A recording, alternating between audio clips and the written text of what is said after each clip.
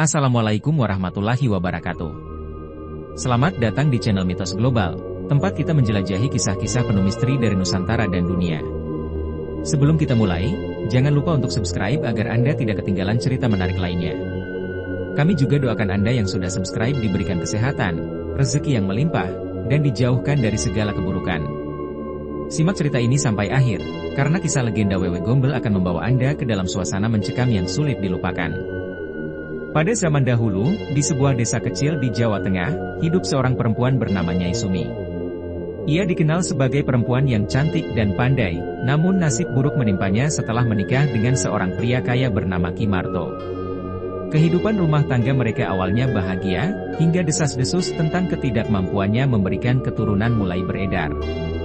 Di masyarakat pada masa itu, seorang perempuan dianggap gagal bila tidak bisa melahirkan anak. Nyai Sumi menjadi bahan gunjingan warga desa, dan perlahan, suaminya yang awalnya mencintainya mulai menjauh. Suatu malam, Nyai Sumi mendengar suaminya berbicara dengan seorang perempuan muda. Perempuan itu adalah selingkuhan Ki Marto.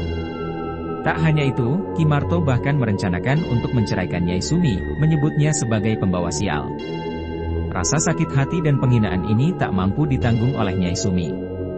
Dengan hati yang hancur, ia meninggalkan rumahnya di malam buta, menuju bukit yang sunyi di pinggiran desa. Di tempat itu, ia memilih mengakhiri hidupnya dengan menggantung diri di sebuah pohon besar. Namun, kisahnya tidak berakhir di sana. Setelah kematiannya, warga desa mulai melaporkan kejadian aneh.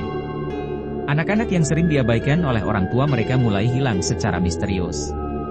Mereka ditemukan beberapa hari kemudian, bingung tetapi sehat, dan mereka berbicara tentang seorang perempuan tinggi dengan rambut panjang yang memberi mereka makanan dan perhatian.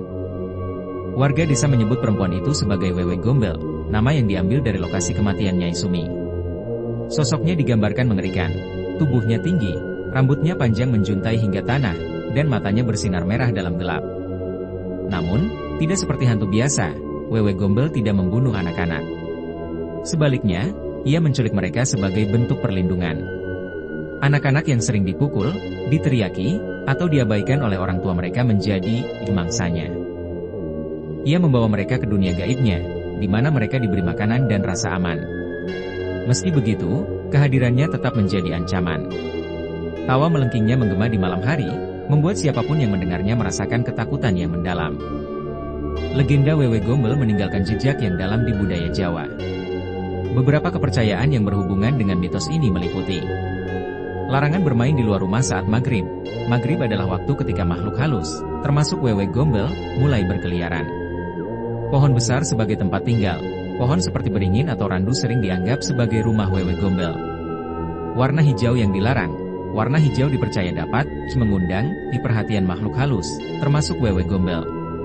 Selain itu, cerita ini juga memiliki pesan moral yang mendalam. Orang tua harus menjaga dan memperhatikan anak-anak mereka. Dalam tradisi lisan, kisah Wewe Gombel sering digunakan untuk memperingatkan anak-anak agar tidak bermain terlalu jauh dari rumah. Banyak cerita dari masyarakat yang mengaku pernah merasakan kehadiran Wewe Gombel. Salah satu kisahnya adalah tentang seorang petani yang kehilangan anaknya di dekat pohon randu besar. Anak itu hilang selama 3 hari, tetapi ditemukan dalam keadaan bingung, duduk di bawah pohon, sambil memegang bunga yang tidak dikenal. Ketika ditanya, anak itu bercerita bahwa ia diajak bermain oleh seorang ibu besar, yang baik hati. Perempuan itu memberinya makan dan mengajaknya bernyanyi. Meski demikian, tatapan mata anak itu kosong, seolah-olah masih berada di dunia lain. Legenda Wewe Gombel tetap hidup hingga kini. Dalam setiap desas-desus yang terdengar, dalam setiap tawa melengking di tengah malam, ada rasa takut yang membuat kita berpikir, apakah ini benar-benar hanya cerita rakyat? Atau ada kebenaran yang tersembunyi di baliknya? Apa pendapatmu? Apakah Wewe Gombel masih ada di antara kita, menunggu saat yang tepat untuk memperingatkan kita lagi? Terima kasih sudah menonton video ini sampai selesai. Semoga cerita ini tidak hanya memberikan wawasan, tetapi juga menggugah kita untuk lebih memahami warisan budaya yang kaya dari Nusantara. Jangan lupa untuk like, komen, dan share video ini agar lebih banyak orang yang mengetahui kisah-kisah penuh misteri seperti ini. Untuk Anda yang sudah subscribe, kami ucapkan terima kasih yang sebesar-besarnya, dan kami doakan semoga Anda selalu diberkahi dengan kesehatan, kebahagiaan, dan keselamatan. Akhir kata, wassalamualaikum warahmatullahi wabarakatuh.